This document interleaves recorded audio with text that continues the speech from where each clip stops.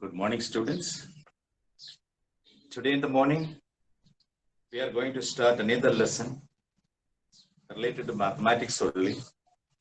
This is called vector analysis. We will be in need of this part of the mathematics also, but we need only nominal parts.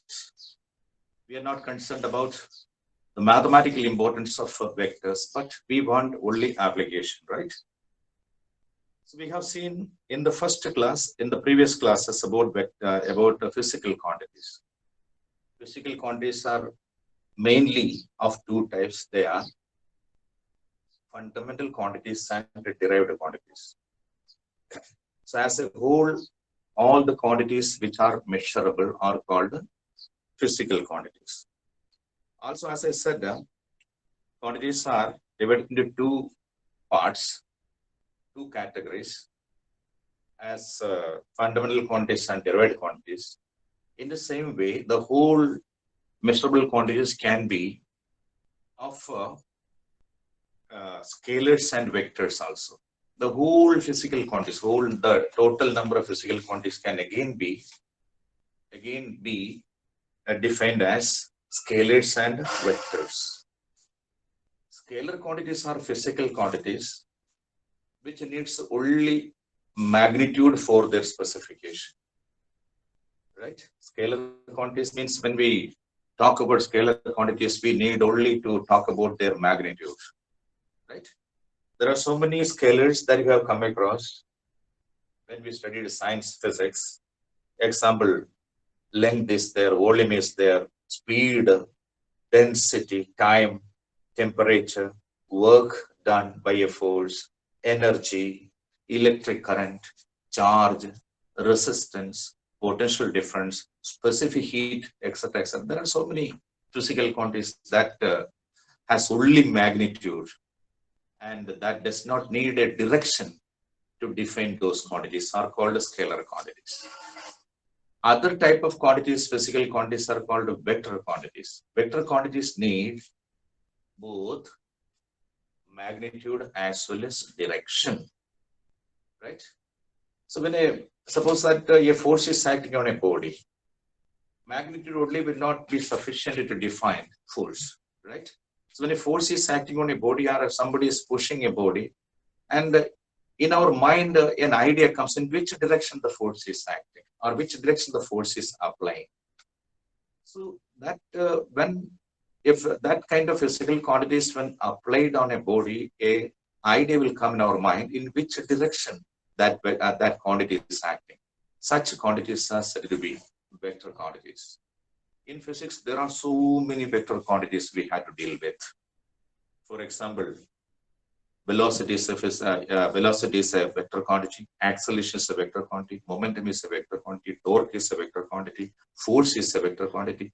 So many vector quantities we have to deal with. And these vectors, just like scalars, cannot be added or subtracted or multiplied as we do in simple algebra. Simple algebraic methods of addition, subtraction, multiplication cannot be done with the vector quantities. But simple methods of algebra can be applied to deal with all scalar quantities. That cannot be done with vector quantities.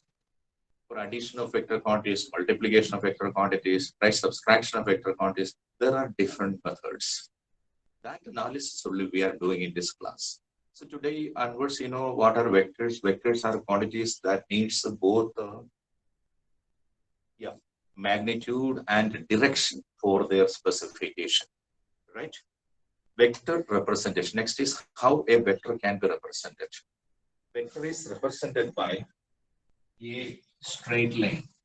A straight line with an arrowhead. Vector has three parts. Any vector is represented with the help of a straight line with an arrowhead. This has three parts. This part, the beginning point is called its tail. This is head, and this is its body. Body means length of the straight line, carrying an arrowhead at one end, right? Length is representing or giving the magnitude of that vector. and the head, that is called the arrow mark, tells us about which direction it is acting. And this is the beginning point. This is the tail. So tail is there, body is there, and also an arrow head. Head is the arrow head that tells about which direction this is acting. And a vector quantity. Suppose we can see that this is how this is denoted. A vector quantity is denoted by a letter with an arrow mark on its top. We will read it as vector A, not a vector. It is read as vector A. So with a small letter A also we can write this is what is called vector A. A letter on the top of that, and so a small arrow mark is made, and read it as vector A, vector A, vector B, vector B, right? Vector B, vector C, etc. Arrowhead must be there. So this is how this is what is called notation, notated, right? The length of this length of the straight line is the magnitude, and this arrow mark gives the direction. This is how it is represented. This is how vectors are denoted. Denotion means with a letter and an arrowhead on the top. Next, what is called modulus of a vector. What is modulus of a vector? Right? Representation and notation over. Next is modulus of a vector. I'm going to write it. Modulus of a vector. Modulus of a vector. Modulus of a vector defines the magnitude of that vector. It is represented by a positive quantity, right? A positive numeral value. A positive numeral value that represents the magnitude of a vector is called modulus of a vector, right? Modulus of a vector is represented as, suppose that this is vector A and modulus means this is. Within two parallel lines, when the vector is applied, this is what is called a modulus of a vector. Modulus of a vector simply means the magnitude of the vector. How modulus of a vector is represented? Modulus of a vector is represented by writing the vector within the two parallel lines. Am I correct? This is same as equal to simply writing A. A is, when you write simply A, this is also representing the magnitude of a vector, right? So this is modulus of a vector, and it's how it is notated. This notation is also done. Then we have to discuss about types of vectors. Modulus of a vector over. Modulus is nothing but it is the magnitude of a vector. That can be a numeral value. Numeral value, right? And also how it is represented, that also you have seen. Next is types of vectors. Number one is types of vectors. Types of vectors. Number one is equal vectors. Two vectors are said to be equal if their magnitudes are same and are acting along the same direction, right? Two parallel vectors having same length and their arrowheads are also in the same direction are said to be what is called equal vectors. Equal vectors I am drawing here. This is vector A and this is vector B. Vector B, then we can say that parallel. That means both on the same direction and their magnitude also same. Length is also same and these two vectors are acting along the same direction. Then we can say that vector A is equal to vector B. Vector A is equal to vector B. These two are two equal vectors. Right? Now unequal vectors means unequal vectors, in unequal vectors their magnitude can be different or magnitude can be equal but acts in the different directions. Then also, right? Unequal vectors, see, this is also unequal vectors. By that, vector A, the magnitude of vector A is not the not having the not of the magnitude of vector B. Right? Modulus vector A is not equal to modulus vector B. These two are unequal vectors, right? Now, the two vectors having same magnitude but not acting in the same direction also can be considered as unequal vectors. See, this is vector A and this is vector B. Vector A and this is vector B.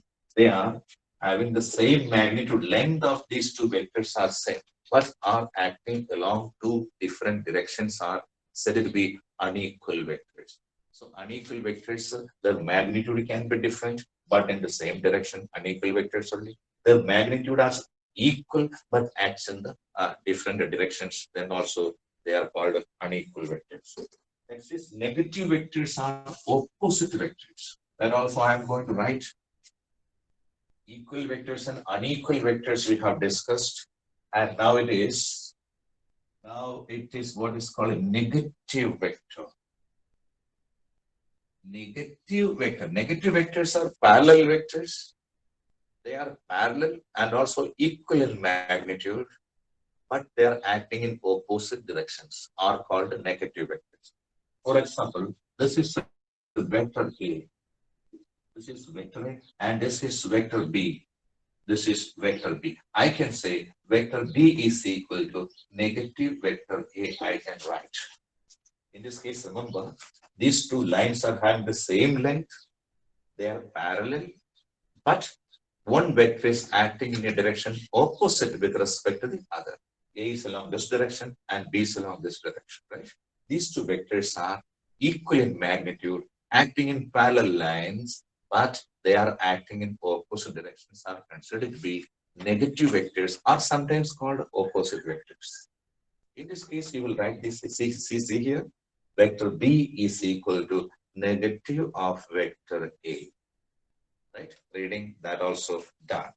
Next is position vectors. Position vectors very important in physics. Position vectors. I'm writing